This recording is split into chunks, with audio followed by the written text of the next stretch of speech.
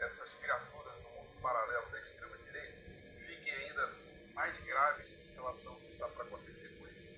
Vou começar aqui com vocês, eu quero tocar nos nossos assuntos internos, que hoje está ainda tendo muita movimentação, mas isso que está acontecendo lá fora vai ter também impacto no ânimo dessa gente da extrema-direita aqui no Brasil. Acusado de abuso de menores, Epstein afirmou que Trump sabia das meninas em e-mails divulgados pelo Congresso dos Estados Unidos. Então o que acontece? O Trump, também essa figura de Deus, pátria, de família, América grande novamente, América acima de todos, né? Aquela coisa toda que a gente está escutando nesses últimos tempos. Enfim, ele está sendo colocado em xeque pela própria extrema-direita ultraconservadora nos Estados Unidos, que faz muito barulho, né? Porque apareceu mensagens trocadas entre alguém que fazia tráfico humano, explorava crianças, adolescentes, enfim, para fins libidinosos, e meios complicando a vida de Trump. Trump vai pela negativa, o negacionismo. Não, isso é mentira, estou inventando, mas as pessoas são conservadoras e têm um olhar mais clínico em relação ao comportamento do Donald Trump, que não transparece a figura de um pai de família exemplar, de um homem conservador, enfim. Isso pega muito para eles. Então, eles estão tentando lá agora, isso no momento que o Trump está com os índices de aprovação mais baixos que o presidente, mais baixos que os presidentes, os últimos presidentes norte-americanos tiveram. Aí vai tentando desviar o foco. Trump quer barrar visto para o peso. Como vai funcionar? Então vai jogando essas notícias, vai estressando a sociedade vai ficando revoltada, vai ficando indignada, vai debatendo isso e aí vai tirando um pouco o foco da história. Vem com mais outra, né? Trump promete pagar $2.000 americanos com lucro do tarifaço. Ou seja, o Trump está instituindo um Bolsa Família, Bolsa Família para os irmãos do Norte, e agora virou comunista, virou socialista, está preocupado agora com questões sociais, né? Declaração do presidente dos Estados Unidos ocorre via críticas crescentes às tarifas e aos seus impactos. Então está com essa, mas não disse ainda como é que vai fazer. Isso pode ser uma grande mentira, de repente vou pagar isso em 200 vezes, jogou essa aí para distrair a sociedade norte-americana. Aqui no Brasil, nós também temos pesquisas o tempo todo, né? Mas ela serve como alguns indicadores para o futuro. E esses indicadores apontam que a violência hoje, depois do que nós vimos aqui no Brasil, figura como uma preocupação maior dos brasileiros nos dias de hoje. Uma vez que a economia está bem estabilizada, não está tendo solavancos, muito pelo contrário, as pesquisas mostram que está tendo uma deflação nos alimentos da cesta básica, e isso é sentido por muitas pessoas aqui no Brasil, ao mesmo tempo que a renda está aumentando, enfim, tem vários indicadores econômicos muito positivos também.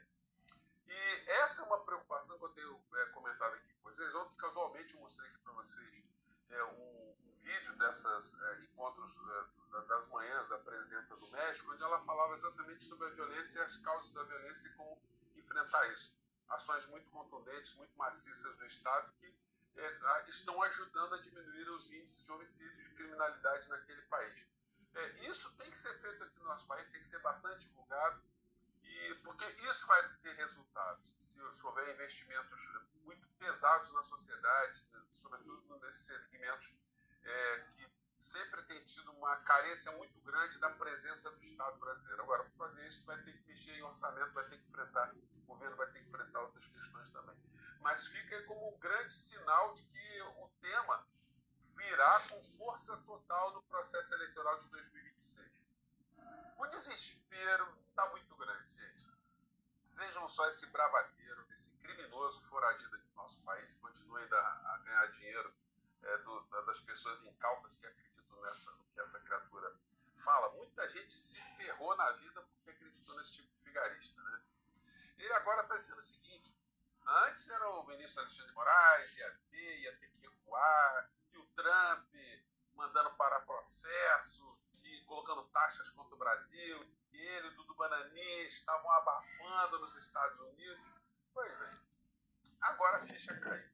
Ele gente já viu que o Bolsonaro vai para a cadeia, está tentando agora manobrar uma cadeiazinha melhor para o Bolsonaro, porque a papudinha está deixando ele muito tristinho. Veja o que disse a criatura hoje, vamos desmascará-lo na sequência. Vamos lá. Mandar num sistema prisional que não está pronto para recebê-lo, independente de ser ex-presidente ou não, é completamente absurdo. E ainda se leva em consideração, é mais absurdo ainda, porque o artigo 73 do Estatuto dos Militares... Artigo 73 do Estatuto dos Militares, né? Vamos ver o que ele quer dizer. Prevê que uma das prerrogativas dos militares é o cumprimento de pena de prisão somente em organização militar da respectiva força. Então, Jair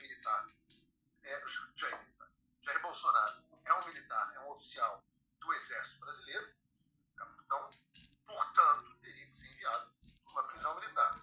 Aí vem o papo, não, mas o Exército não quer, o comandante Frajola não quer. Ô, figurinha, vai estudar a Constituição do nosso país. Aliás, vocês têm pouco manejo com isso, né? Vocês não têm muito apreço à norma constitucional. Não é à toa que vocês jogaram muitas pessoas no crime e hoje elas estão encalacradas e o criminoso mor da nação não vai ficar em prisão militar. Porque a própria Constituição Federal estabelece algumas situações que se o bolsonarista aí, estelionatário, tivesse noção, gente, desculpa ele estar falando assim, tá? Mas enfim, a gente tem que bater de frente mesmo, porque é muito estelionato que eles vão jogando, muitos tóxicos que eles vão jogando para as pessoas, tóxicos ideológicos, mentiras, distorcendo a realidade, interpretação diferente da lei. Então a gente tem que desmascarar. Não é um estatuto qualquer, a Constituição do nosso país, no artigo 142, aqui no inciso 7º, aliás, o inciso 6º aqui, diz o seguinte: o oficial só perderá o posto e a patente se for julgado indigno do oficialato ou com ele incompatível por decisão do Tribunal Militar de caráter permanente em tempo de paz ou de Tribunal Especial em tempo de guerra. O inciso 7º. O oficial condenado na justiça comum ou militar a pena privativa de liberdade superior a 2 anos, por sentença transitada em julgado, será submetido ao julgamento previsto no inciso anterior. Quer dizer, gente, condenados todas essas criaturas, o Bolsonaro foi condenado a pena superior a 2 anos, né? São 27 anos e 3 meses.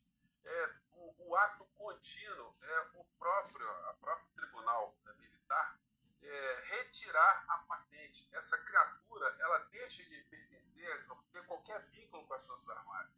E aí passa a ser um cidadão civil comum. E o cidadão civil comum, como diz a legislação brasileira, uma vez cometendo um crime, julgado pela justiça comum no nosso país, pelo cometimento de um crime que está previsto no Código Penal brasileiro, vai cumprir a pena numa penitenciária comum também. Então não tem prerrogativa nenhuma. Então, senhor Paulo Figueiredo, pode tirar o cavalinho da chuva, tá?